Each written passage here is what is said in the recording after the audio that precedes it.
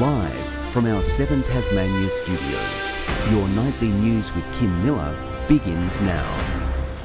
Good evening and thanks for joining us. First tonight, Tasmania's Commission of Inquiry into Child Sexual Abuse has begun its first week of public hearings. It will examine the state government's response to allegations and instances of abuse in institutional settings. A warning, this story may cause distress for some viewers. When Tiffany Skeggs bravely reported her story of harrowing abuse, it helped trigger a commission of inquiry. The victim survivor of accused paedophile nurse James Jeffrey Griffin says giving evidence marks the end of a difficult journey. It's my last chance at seeing any kind of justice and for my suffering not to be in vain. Alicia has spent 3 years detailing systemic issues in Tasmania's troubled Ashley Youth Detention Centre. She hopes the inquiry will create lasting change. It's in the right hands and I believe wholeheartedly that they will do an amazing job of shining light upon some extraordinarily dark issues. Today, the first hearings began in Hobart to examine the state government's responses to allegations of abuse across education, health, youth detention and out-of-home care. We'll also focus, Commissioners, on how different government institutions have undertaken their functions and whether the community's interest in the protection of children has at all times been foremost in their minds. And how for decades abuse has thrived among those in positions of power. And these sorts of allegations, they upend the status quo of the institution. They effectively disempower individuals who were in positions of power and they were using that power to abuse children. Lawyer Sebastian Buscemi is representing clients who have felt suppressed by a system accused of cover-ups and secrecy. Yeah, many of them have wanted to tell their stories and have their voice heard, not just for years, but for decades, some of them. And this provides the first real independent opportunity to do that. The Commission will hand down its final report by the 1st of May next year, and the state government has already committed to adopting all of the recommendations. We've established the Commission of Inquiry to ensure the wrongs of the past are never repeated again. Giving victim survivors a glimmer of hope, their darkest days are over. Ainsley Kosh, 7 Tasmania News. And if you or anyone you know needs help, contact the Sexual Assault Support Service on 1800 697 877. Tasmania's close contacts now no longer have to quarantine for 7 days with isolation rules scrapped. But the changes are raising alarm bells with parents who fear a repeat of Term 1's huge COVID takedown. Well rested and ready to go, students have returned to the classroom for a second semester. Students are very enthusiastic and willing to learn and be re-engaging with, of course, their school after the recent holiday break. Students and COVID numbers relaxed during the holidays, but Labor anticipates a repeat of Term 1's high transmission rates and limited supply of teachers if a long-term plan for upgrades, including proper ventilation, isn't imposed. Just cranking the heaters up in winter and keeping the windows open is a band-aid solution. The changes leaving parents and carers to question what this will mean for the school system. If I was a teacher, I'd be feeling quite anxious about my health and then my family. We've got to be very careful for a bit longer, especially with the autumn and the winter coming on. Masks are still mandatory in secondary school settings. Meanwhile, Tasmania's isolation laws have been dropped. There may well be an increase in COVID cases. Close contacts will no longer have to isolate for a week, but will be required to test on days 1 and 6, wearing masks and taking rapid antigen tests when leaving the house. The government is committed to providing free COVID tests available online or via the public health line. While COVID isolation rules have eased, the deadly toll the virus is taking continues to climb, with 3 more deaths recorded overnight.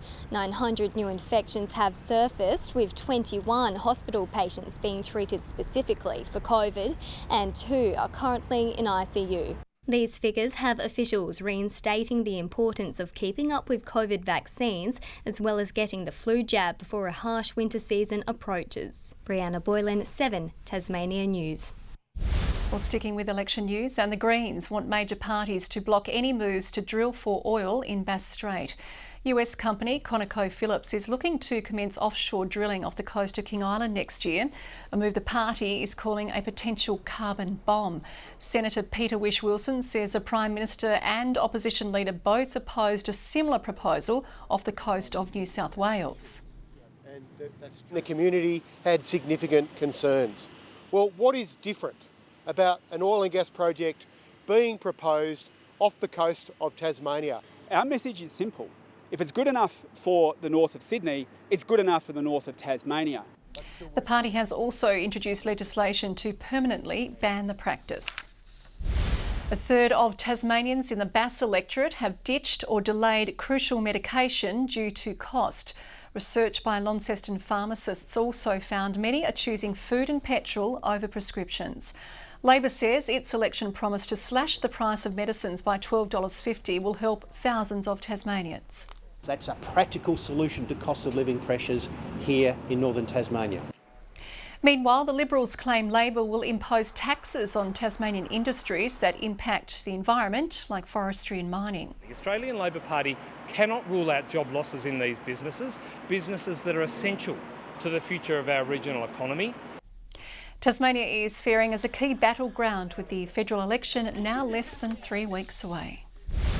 The Bob Brown Foundation has lost its federal court bid to halt works to a proposed tailings dam in the Tarkine Forest. It's claimed the habitat of masked owls will be threatened under MMG's plans to build roads in the Pieman River rainforest. The application was rejected. The environmental group says it will now try to stop the mining company by protesting. Jack Jumpers fans will be glued to their televisions in just over an hour's time, with the side tonight playing for a spot in the NBL Finals series. Reporter John Hunt joins us live now from the Moona Hotel. John, this could be a historic night. Oh, it certainly could be, Kim. Tasmania's team is on the verge of doing something remarkable. Written off at the beginning of the season as wooden spoon contenders, they're just 40 minutes of basketball away from making the grand final in their inaugural season. They face Melbourne United in Melbourne after defeating them at a packed MyState Bank Arena on Saturday to keep their semi-final series alive. The Moona Hotel is Jack Jumper Central tonight, encouraging fans to come and watch at the pub. They're expecting dozens to turn up, also offering happy hour prices and free bar snacks during the game. While it might look quiet now, it's set to get busy. We don't usually make a big deal about the sport, but the Jack Jumpers are playing and we wanted to try and get some people in. So we put a post out and we've got probably about 20 people booked in for tonight. Now, the Rest Point Casino is another venue fans can attend. They're hosting a watch party in Plenary Hall. Tip-off is at 7:30, and Kim, no matter the result, it's been a remarkable ride for this new team. It certainly has. Thanks very much, John. I hope those seats behind you get filled soon. A large tree has come crashing down on the Murchison Highway, wreaking havoc for motorists. This Mitsubishi bearing the brunt yesterday, with a Hobart man and his mother lucky to escape serious injury. Motorists experienced traffic delays with the highway closed for some time. A missing person has been located safe and well following an extensive air and land search in Berrydale yesterday. The alarm was raised after items were found near the Glenorchy Bowls Club earlier in the morning. Police have thanked those who assisted in the search. The 2022 Premier's Reading Challenge is officially underway. Jeremy Rockcliffe spent the morning reading to primary school students before a special guest from the Hawthorn Football Club joined in on the fun. Exercising your brain is a really important part of our development, and reading is the #1 way to exercise your brain. No matter what our young people aspire to be, to achieve that aspiration, reading skills, literacy skills are just so fundamentally important. The challenge will run for 10 weeks, with students hoping to win one of 3 $100 book prizes which are up for grabs. Moving to the TSL now, where Lauderdale are hoping their performance on the weekend will kickstart their season. They produced a major boil-over on Saturday, defeating reigning Premier Launceston by 28 points at Skybus Oval. After a tough start, the Southern Bombers are now just a game outside of the top 4. New recruit Jaden Magro, who kicked 4 goals in the win, says the result is reward for their hard work on the training track. we still had confidence within the group and we knew that our best footy can beat anyone. We've got to play the way we played on the weekend throughout the rest of the season and hold that standard within ourselves. Lauderdale will face the struggling Glenorchy Magpies at KG5 on Saturday. Now let's look at the Crips TASL Player of the Year votes after round 6. Northern Bombers skipper Brad Cox-Goodger was instrumental in the tight win over North Hobart. The man we just heard from, Jaden Magro, was awarded top points for his role in the upset over the Blues. And it was hard to ignore Colin Garland's 7 goals in Clarence's thumping of Glenorchy. To the leaderboard, where Garland has taken a 2-point lead over Kimbra's Eddie Cole, who is tied for second with a trio of Launceston players. The Jack Jumpers coaching staff say rebounds will be a key focus in tonight's NBL Finals decider. Assistant coach Jacob Chance admits his side struggled in games 1 and 2 against Melbourne United. He knows last year's NBL winners will be tough at home. It's a big challenge. Game 1 was really difficult, so hopefully we can match it on the glass and match it in the physicality. The victor will face the Sydney Kings in the grand final. Tasmanian driver Alex Peroni has endured a heartbreaking finish in the opening round of the Euro Formula overnight. Starting on pole in Portugal, he appeared to be on track to win the race. However, disaster struck with 5 laps to go when he collided with Danish driver Oliver Goethe. Peroni eventually claimed 4th. To add insult to injury, Goethe took out the checkered flag despite incurring a 5-second penalty for the incident. And elation quickly turned to devastation in the Hobart Disc Golf Social League on the weekend. Alex Brindle fired a 70-metre throw on a par 3 that looked destined for a rare hole-in-one. His reaction said it all. The shot hit the dead centre of the basket, only to bounce straight out. Good evening. 22 was the state's top in Hobart today, Launceston 20 and 19 in Burnie and Devonport. 21 at Friendly Beaches, Maria Island 20, 18 at Low Head and 13 in Laiowini. The satellite pictures show persistent cloud over the state in a northwesterly airstream, while a frontal cloud band is stretching from southern Western Australia to the south of Tasmania.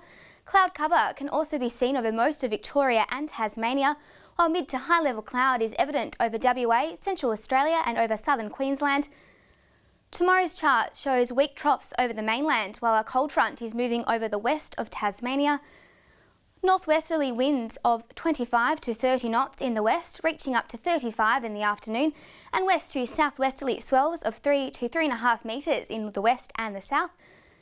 There's a gale wind warning in place for the central and southwest coast, while there's also a strong wind warning in place for much of the state, including Frederick Henry Bay, Norfolk Bay, Storm Bay and the Central Plateau and Southwest Lakes. And there's a final flood warning for the South Esk River. Cloudy in Hobart tomorrow, Adventure Bay 21 and a shower or 2 in Tarraleah. Showers clearing in Launceston, Devonport 19 and showers easing in Bridport. 18 in Burnie, increasing showers later in the day in Strawn and 19 in Marrawar. Partly cloudy in St Helens, Swansea 20 and mostly sunny in Whitemark. Rain extending statewide during the morning and early afternoon on Wednesday, easing to showers in the afternoon. Thursday, showers more likely about the south, west and east coast, possible hail in the west and south. And Friday, showers more likely about the south and east, 14 in Launceston, Hobart 13. Partly cloudy conditions in Brisbane tomorrow, Sydney 24, an evening shower or 2 in Adelaide and a top of 36 degrees in Broome.